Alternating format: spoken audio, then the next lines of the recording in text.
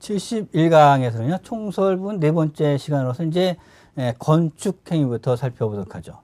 우리 이제 건축 그러는데요. 건축에는 5가지가 있죠. 건축 행위에는 건축은 건축물을 신축하는 거, 새로 신자가 돼 있죠.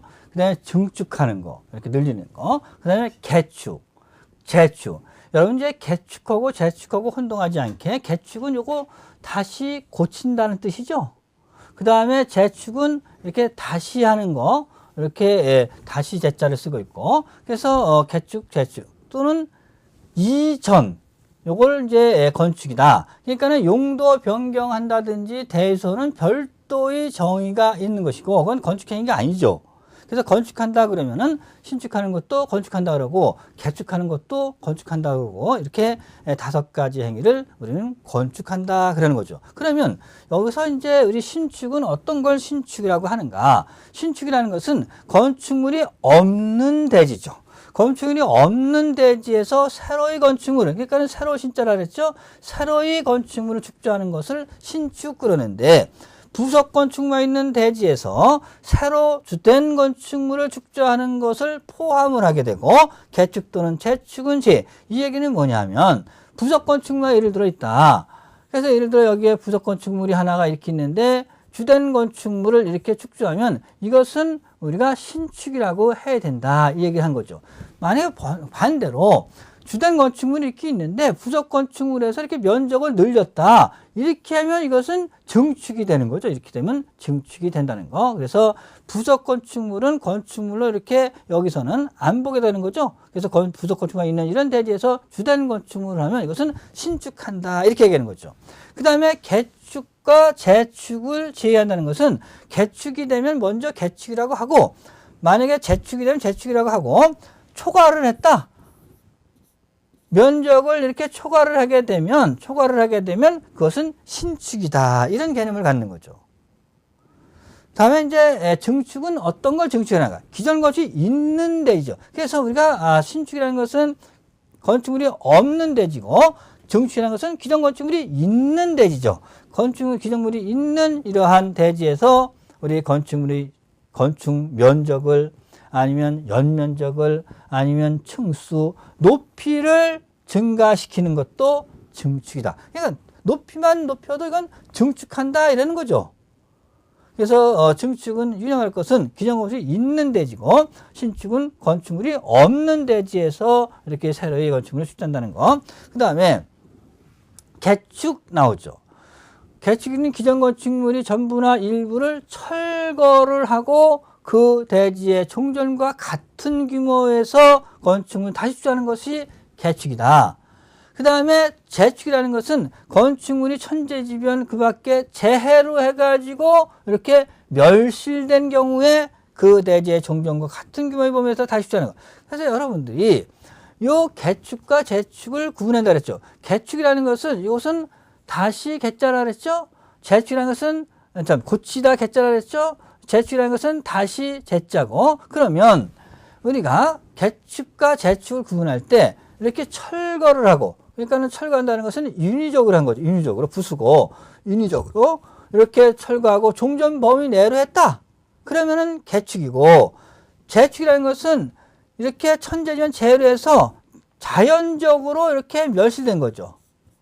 천재지변, 만약에 홍수가 났다, 지진이 났다, 이런 재해를 해가지고 이렇게 자연적으로 멸실된 대지에서 종전과 같은 규모로 이렇게 축조했으면은 재축이라는 거. 그래서 여러분들은 반드시 구분할 때, 개축과 재축은 이렇게 인위적으로 철거를 해서 종전 범위를 했는가, 아니면 재축은 이렇게 재해로 해서 멸실된 대지에서 종전 규모대로 했는가, 이것만 구분할 줄 알면 된다 그랬죠. 그 다음에 여기서 종전 범위 내에서, 여기도 마찬가지죠. 이렇게 종전 범위 내에서 이렇게 하는 것이지, 초과를 하면 어떻게 되냐. 만약에 기존 건축물이 이렇게 100제곱미터가 있다. 근데 100제곱미터인데 이것을 다시 축조를 할 때 120제곱미터로 이렇게 축조를 했다. 120제곱미터. 그러면 이렇게 늘렸으니까 요거는 신축한다, 이렇게 얘기하는 거죠.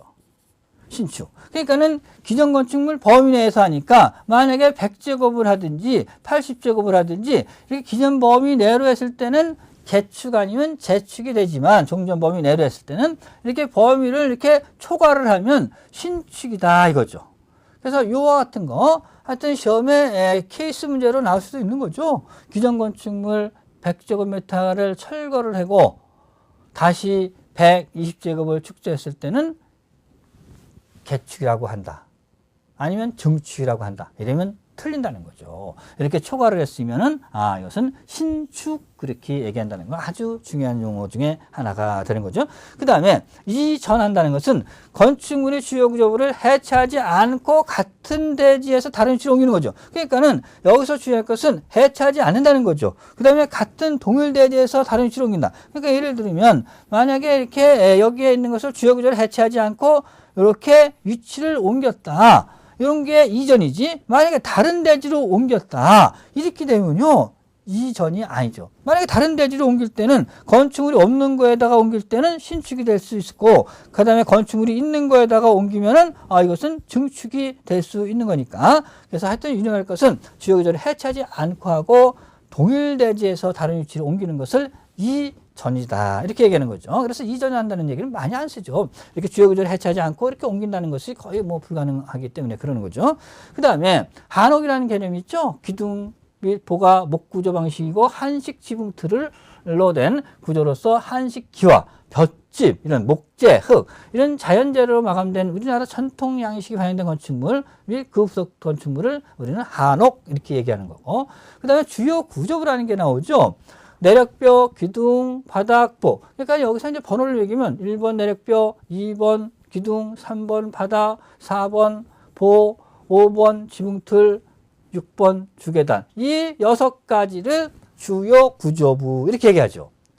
근데 요 기둥 중에서도 사입 기둥이라든가 바닥 중에서도 최하층 바닥이라든가 보 중에서도 작은 보, 그 다음에 차양, 옥외 계단 이런 것은 주요 구조부가 아니라는 거죠. 만약에 시험에 옥외 계단은 주요 구조부다 이러면 틀린다는 거죠. 그래서 이렇게 주요 구조가 아닌 것들 이걸 반드시 좀 구분을 해 주시고, 다음 이제 중요한 것 중에 대소이죠. 우리가 건축물을 건축한다든지 지금 배우는 대수선을 할 때는 이제 허가를 받도록 하는 것이 이제 건축법 규정이죠. 그러니까 여기서 이제 어떤 것이 건축인가 아니면 대수선인가 이걸 이제 반드시 좀 구분을 하시는데, 대수선 말 그대로 크게 수선하는 걸 얘기하죠. 그래서 대수선은 건축물의 기둥이나 보, 이런 내력벽, 주계단, 이런 주요 구조부, 이런 것들을 외부 형태, 이런 거를 수선 변경 또는 증설하는 것이 대수선인데, 여기서 주의할 것은 건축 중에서도 증축이나 개축이나 재축은 제외한다. 이 얘기는 뭐냐? 증축이면은 이건 건축행위죠. 개축도 그렇고 재축도 그렇고 이런 건축행위는 뺀 나머지를 대수선이다. 이렇게 얘기해요. 더 쉽게 얘기하면 개축이 되면 먼저 개축이라고 해야지 이것을 대수선이라고 하면 안 된다. 이런 의미를 갖는 거죠. 그럼 어떤 것이 대수선이냐? 첫 번째가 내력벽을 증설 해체하거나 그 벽면적을 30제곱 이상 설명하는. 그러니까 그 벽이라는 것은 내력벽을 얘기했다 이거죠. 내력벽이라는 것은 하중을 받는 벽을 얘기하는 거죠.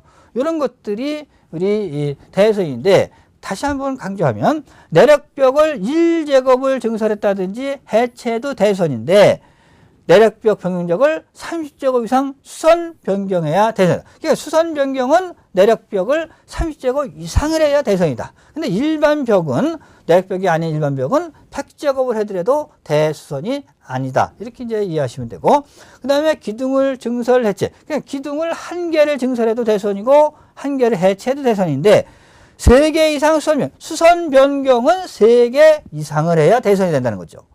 보도 마찬가지고 증설 해체하거나 3개 이상 수선 변경해야 대수선이고, 지붕틀도 마찬가지죠. 지붕틀도 우리 증설 해체는 하나를 해더라도 대수선인데 3개 이상 수선 변경해야 대수선이 되는 거죠. 지붕틀은.